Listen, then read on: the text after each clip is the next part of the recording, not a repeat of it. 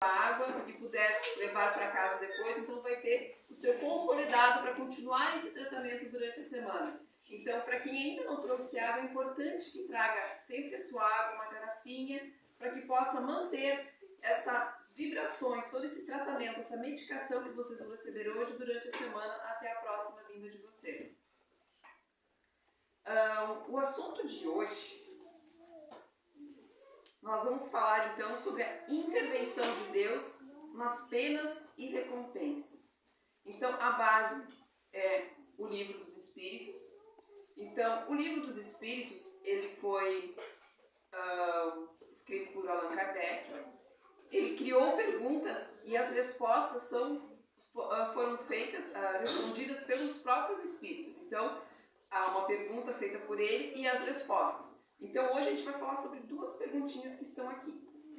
A pergunta 963. Com cada homem, pessoalmente, Deus se ocupa? Não é ele muito grande e nós muito pequeninos para que cada indivíduo em particular tenha a seus olhos alguma importância?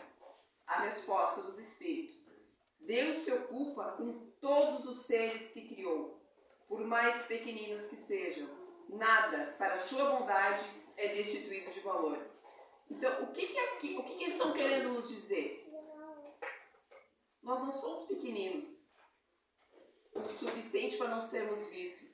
Nós somos criados à semelhança. Foi Ele que nos criou.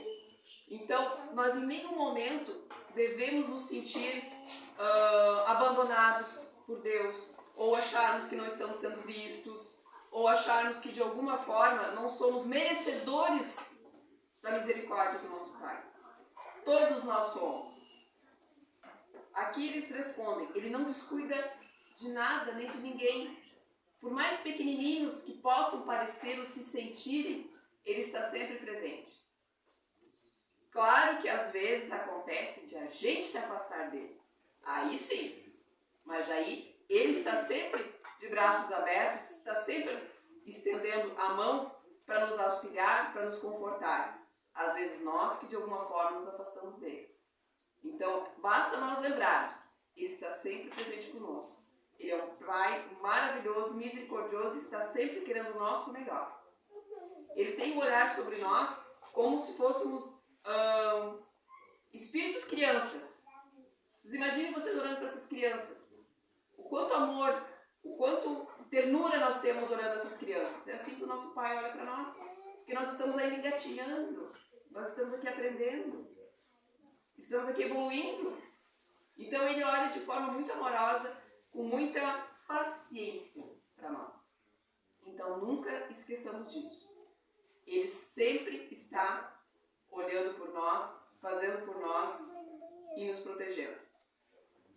Nunca se sintam desamparados. Ele está sempre disponível para nós.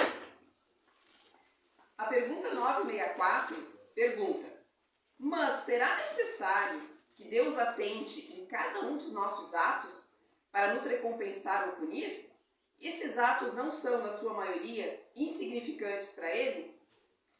Eu vou ler toda a pergunta, depois eu vou detalhando para ficar melhor o entendimento. Resposta: Deus tem suas leis a regerem todas as nossas ações. Se as violais, vossa é a culpa. Indubitavelmente, quando um homem comete um excesso qualquer, Deus não profere contra ele um julgamento, dizendo-lhe, por exemplo, foste guloso, vou punir-te. Ele traçou um limite. As enfermidades e muitas vezes a morte são as consequências dos excessos. Eis aí a punição. É o resultado da infração da lei. Assim em tudo. Então, primeiro, quando a gente fala de punição, nós temos um Pai maravilhoso, extremamente misericordioso. Quando tem ainda, antigamente muito se pregava a questão de um Deus punitivo, se não fizer isso ele vai te castigar. Vocês imaginem nós estarmos colocando um sentimento, comparando Deus com os seres humanos que odeiam, que apontam o dedo, que julgam. O nosso Pai é muito maior que isso, então nós não podemos criar essa visão humanista dele, ele está muito acima disso. Então ele não estará nos julgando, ele não estará nos punindo. O que ele faz para que haja uma ordem? São criadas leis para que tudo funcione. São precisas regras. Nós não somos espíritos evoluídos que podemos nos doutrinar sem nenhuma regra. Nós precisamos ainda de regras. Nós estamos aqui para aprender. Nós precisamos de limites. Não é assim que nós fazemos com as crianças? As crianças a gente não está ali para ensinar, para colocar limites, e aqui tu pode, aqui tu não pode, assim tu faz, assim tu não faz. Ele está fazendo o mesmo conosco, de acordo com a nossa evolução. Então nós ainda precisamos de regras. Quando estivermos mais evoluídos, num plano que não seja tão material quanto o nosso, com certeza nós teremos muito menos preocupações com isso, porque estará tudo muito mais fácil e mais compreensível no nosso dia a dia. Hoje a gente precisa disso. Então, ele colocando essas regras, essas leis, é o que faz com que mantém a harmonia nas nossas vidas. Então, que nem ele fala, ele não vai ficar cuidando, fulano, tu comeu demais, vou te punir. Não. O que acontece? Se eu transgredir as leis, o que vai acontecer? Se eu não cuidar da minha alimentação, se eu descuidar da minha saúde, o que vai acontecer? Eu vou ficar doente. Porque eu infringi uma lei. Não é que ele está me punindo. Eu estou me punindo por não seguir as regras. Não existem as leis humanas, que quando a gente transgride uma lei existem as penalizações. As formas são as mesmas. Kardec complementou essa questão aqui. Todas as nossas ações estão submetidas às leis de Deus. Nenhuma há, por mais insignificante que vos pareça, que não possa ser uma violação daquelas leis. Se sofremos as consequências dessa violação, só nos devemos queixar de nós mesmos, e desse modo não nos fazemos os causadores da nossa felicidade ou da nossa infelicidade futura. Ou seja, eu sou responsável pelos meus atos. Eu não tenho como ficar reclamando, Deus me puniu, o fulano que fez isso. Não, eu tenho que ser responsável pelas minhas decisões, pelas minhas atitudes. Eu estou aqui respondendo. Então, se eu tenho que reclamar de alguém, eu tenho que reclamar de mim mesmo. Porque eu não soube de alguma forma seguir aquelas orientações que vieram.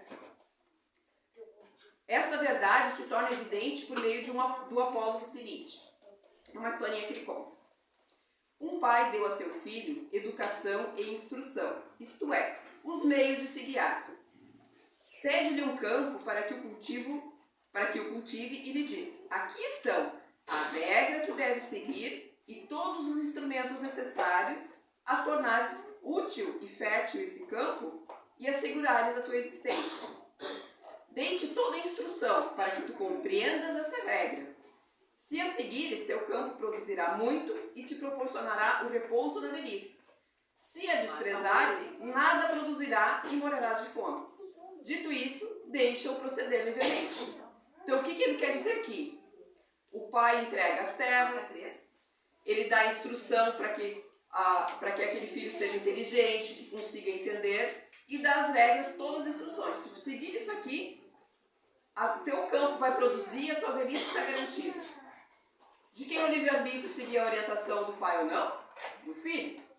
Se o filho, com o entendimento que ele tem, seguir as orientações do pai, ele vai estar com a velhice garantida. Agora, se não o fizer, ele pode dizer assim, fizer do meu jeito. O que ele sabe? E pode negligenciar todas essas orientações, o que vai acontecer? A terra não vai produzir aquilo que poderia e ele corre o risco de passar necessidade na sua velhice. Assim funcionam as regras. O pai nos dá inteligência. Todos nós aqui temos condições de ter entendimento. Ele nos dá orientação. Ele nos dá consciência das leis, do que fazer do certo e errado. O livre-arbítrio está em nós. De buscar a felicidade ou a infelicidade. De evoluirmos mais rapidamente ou precisarmos de mais oportunidades para evoluir. Cabe a nós essa decisão. Não é verdade que esse campo produzirá na razão dos cuidados que forem dispensados à sua cultura e que toda negligência redundará em prejuízo na colheita? Na velhice, portanto, o filho será distoso ou desgraçado, conforme haja seguido ou não a regra que seu pai lhe traçou. Deus ainda é mais previdente, pois que nos adverte a cada instante de que estamos fazendo bem ou mal. Envia-nos espíritos para nos inspirarem, porém não os escutamos. Há mais essa diferença. Deus ainda faculta sempre ao homem concedendo-lhe novas existências, mais recursos para reparar os seus erros passados, enquanto o filho, de quem falamos, se empregou mal o seu tempo, nenhum recurso resta. Então, diferente da história daqui, que não cuidou, não produziu, vai passar necessidade na velhice. Deus ainda continua nos enviando várias oportunidades, vários avisos durante a nossa vida para nos auxiliar e nos alertar, porque, opa, vamos fazer um ajuste no trilho, estou saindo fora do meu caminho. E ainda se eu não conseguir, Ele vai me dar tantas outras existências que eu precisar. Então, como esse Pai é bom. Pegando aqui agora alguns pontos para facilitar o entendimento dessas questões aqui. Então, essas leis, elas já vêm na nossa consciência. Então, todos nós temos uma criança pequena. Quando ela faz alguma coisa de errado, ela não fica olhando pra gente, saber, ela não tem consciência de que fez errado, mesmo antes de a gente dizer que ela fez errado, porque ela tem a consciência dela do certo e errado. Imaginem nós, com tudo que nós viemos aprendendo, com a idade que nós já estamos, com tudo que a gente adquiriu, a nossa consciência tende a estar mais madura e nós temos mais consciência do certo e errado. Então, nós estamos aprendendo e temos isso embutido aqui. Por isso que a gente fala, na dúvida que quando eu não sei o que fazer, não sei como agir, o que eu tenho que fazer? Me acalmar, me recolher dentro de mim mesmo, fechando meus olhos, respirando fundo e consultando a minha consciência. Consultando o meu interior para saber a melhor forma. No momento que eu parar e fizer isso, vocês podem ver que as decisões vão ser muito mais acertadas. E por que a gente fala de fechar os olhos?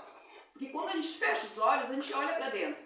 A gente se isola um pouco de tudo que está à nossa volta e nós passamos a entender o que está aqui dentro. Eu gosto de falar sempre do leve e do pesado. Se eu estou com uma dúvida em relação ao caminho que eu devo seguir, normalmente eu tenho duas opções a seguir. Então, fechem os olhos, pensem na pergunta e pensem na resposta A. E sintam o que o coração de vocês vai dizer. Agora pensem na pergunta e pensem na opção B. E sintam o que o coração de vocês vai dizer. E sigam o que o coração for leve. Porque a decisão que for mais errada vai pesar.